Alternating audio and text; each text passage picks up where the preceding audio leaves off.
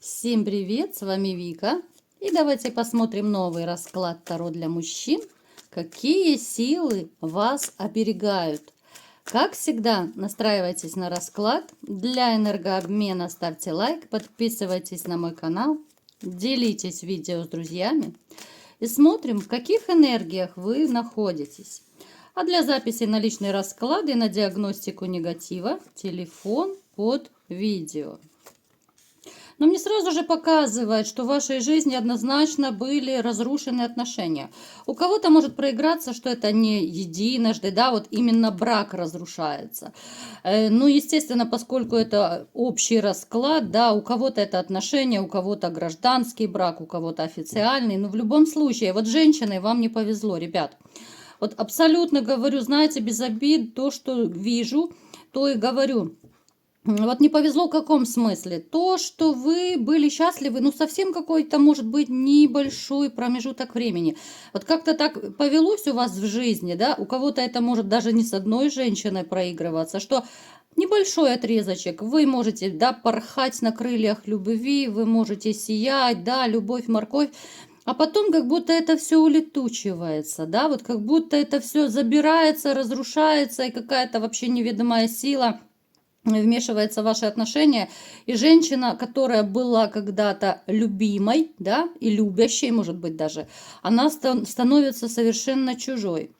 У кого-то сейчас может проиграться такая ситуация, если вы, допустим, живете вместе с женщиной, да, поскольку это общий расклад, кто-то свободен, кто-то живет, то сейчас у вас может тоже быть такая же ситуация, что вроде бы все было хорошо когда-то, но в один прекрасный момент все пошло наперекосяк и поменялось на 180 градусов с вашей женщиной. То есть, смотрите, вот в чем вам не везет.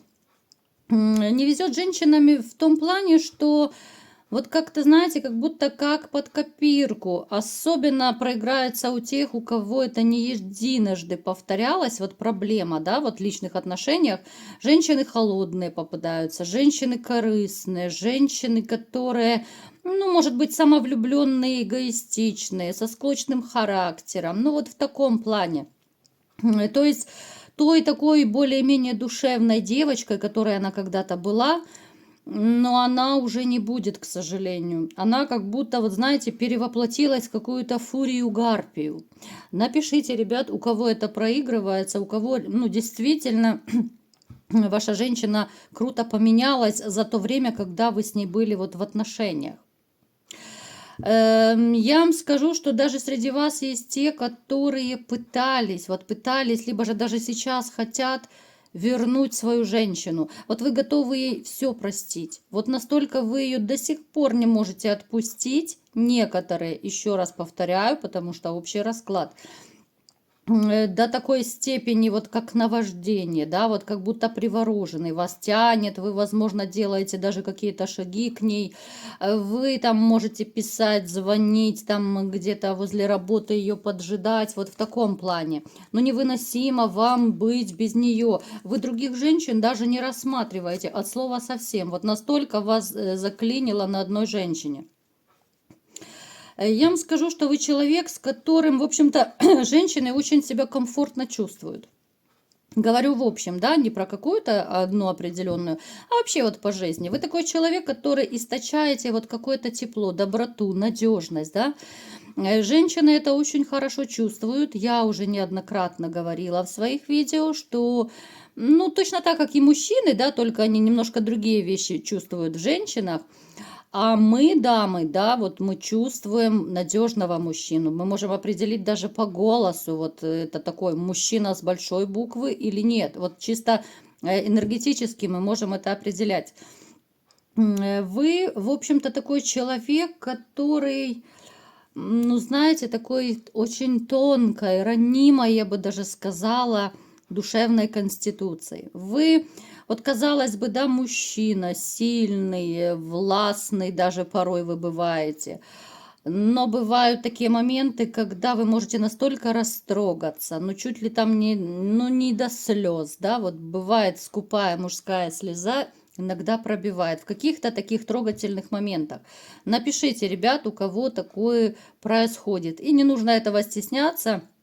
Я вообще не понимаю людей, которые смеются, да, если видят, что у мужчины там хоть слезинка появилась, да, ну как-то это вообще не по-человечески, кто насмехается над таким. Я вам скажу, что вы вот если переживаете вот какие-то проблемы, да, особенно вот в личной жизни, вы переживали очень сильно, но вы настолько вот в это переживание вкладываете, ну так сказать, всю душу, да, вы настолько вот каждой клеточкой переживаете, вы не можете абстрагироваться от проблемы, вы будете думать днем и ночью.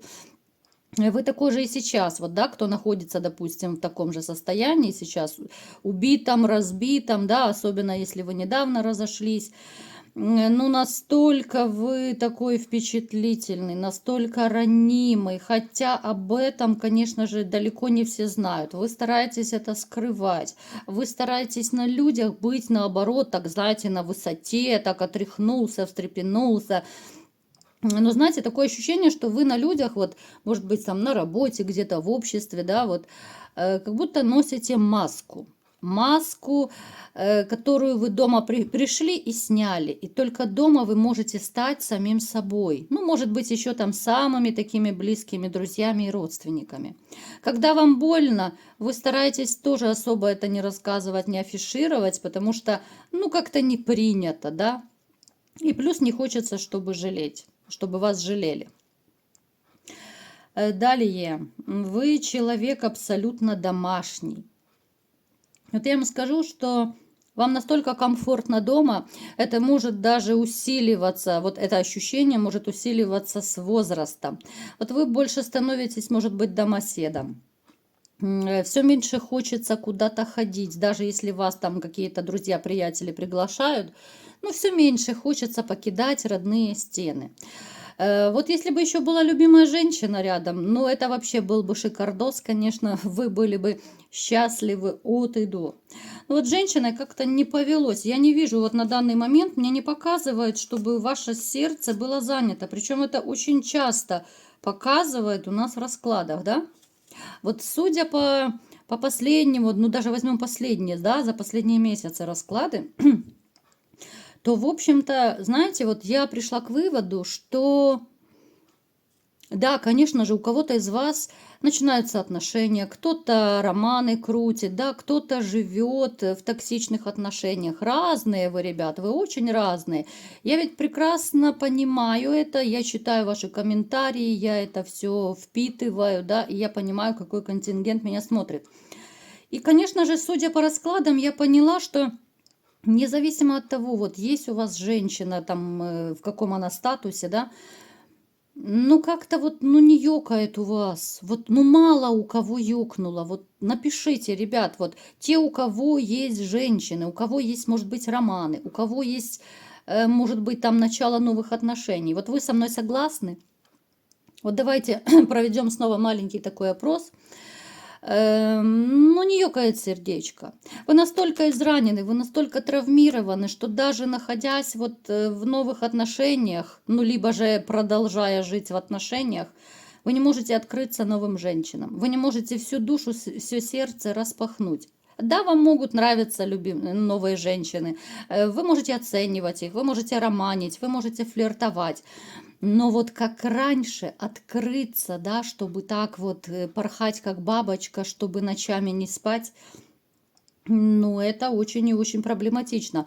Я думаю, теперь женщинам нужно будет очень сильно постараться, чтобы вас по-настоящему влюбить, да. Я уже не говорю про любовь. Поэтому вот как-то печалька. Вот единственное, что мне показало, вот жесткость, да, вы как будто вот вы ждете, даже в новых женщинах, вы ждете этот холод, эту жесткость, обман, какой-то подвох, да. Ну, то есть, вот не зря говорят, что если один раз тебя предали, ты будешь сомневаться дальше во всех. И, к сожалению, это есть, это действует, это работает, да, и неважно, это мужчина или женщина. Итак, давайте теперь, мои хорошие, смотреть, какие же силы вас оберегают, кто же ваши покровители, ангелы-хранители, как угодно называйте, ну, то есть высшие силы, да, одним словом. Итак, Я вам скажу, что среди вас есть скептики. Вы не все верите и в то, что вас оберегают, охраняют. Ну, это 100%, ребят. Есть среди вас такие. Я вам скажу, что многие из вас, вот кто меня смотрит, вы сами имеете очень сильную энергетику. В каком-то смысле вы можете даже порой сами себя охранять, да? Пусть это как-то звучит, может быть, немножко необычно, странно для кого-то, но вы настолько бываете вот какой-то, знаете, вот пуленепробиваемый для какой-то, ну, негативной такой энергетики. Но я не говорю про порчу, там, которая несет очень сильную разрушительную силу. Но для такого легкого негатива, там, зависть, злость чья-то, да, но это тоже ведь, пусть это не в такой сильной тяжелой форме, но это тоже негативная энергетика. Какие-то неприятные слова, конфликтные ситуации, это все негативная энергетика. Так знаете, вот как будто вот вы, ну реально такой вот как стальной, как будто вот вы броню носите. Вы сами себе бываете даже порой вот лекарем, что ли. Среди вас есть те, кто могут, в общем-то, ну то ли руками, то ли это будет силой мысли, да, вот как-то воздействовать, либо же на себя, вот на свой организм, да, вот вы можете и самовнушением заниматься, вы можете как-то, но опять же я говорю некоторые из вас, потому что, естественно, это общий расклад. Плюс вы можете вот как-то то ли руками лечить болезни и себе, и другим. Напишите, ребят, кто такое делал, да, потому что однозначно есть такие товарищи. Причем это знают люди, люди удивляются, порой вы тоже иногда удивляетесь, что вы можете чудеса творить. Просто вы это особо не развиваете. Ну вот как-то не развиваете, то ли у вас времени не хватает, то ли желания особо нет. Ну, сказать, что вы прям занимаетесь магией, либо же целительством, ну, я не могу.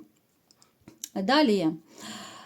Смотрите, у вас есть ушедшая женщина, да, которая ушла на небеса. Она была важной женщиной в вашей жизни. Скорее всего, это будет кровная женщина, ну, либо мама, там, бабушка. То есть это самые такие близкие. У кого-то дочь может проиграться, к сожалению, не дай бог, конечно, но может быть. То есть это по крови, это самый-самый такой близкий круг. Это будет, знаете, эта женщина, у кого-то может быть даже две, может быть, у кого-то уже и мама, и бабушка ушли. Это самая такая ваша мощная поддержка. Это настолько, знаете, такой сильный ваш ангел-хранитель, которого вы можете всегда и просить, которая, вот эта женщина ваша, да, ушедшая, она сама, в принципе, оттуда, она видит, когда вам плохо. Она вам помогает. Мы уже как-то и делали расклад, да, в общем-то, уже немножко я эту тему затрагивала. Она всегда видит, она чувствует, она понимает. Просто единственное, что она не может проявиться и сказать вам. Она может приходить во снах, во сне может что-то вам сказать, предупредить об опасности какой-то. Она может оттуда, вы знаете, вот как, ну, как будто вот неведомая сила вот реально управляет вашей жизнью. Вы, если, ну так, поднапряжете свою память, вы можете многие вспомнить какие-то мистические ситуации из вашей жизни.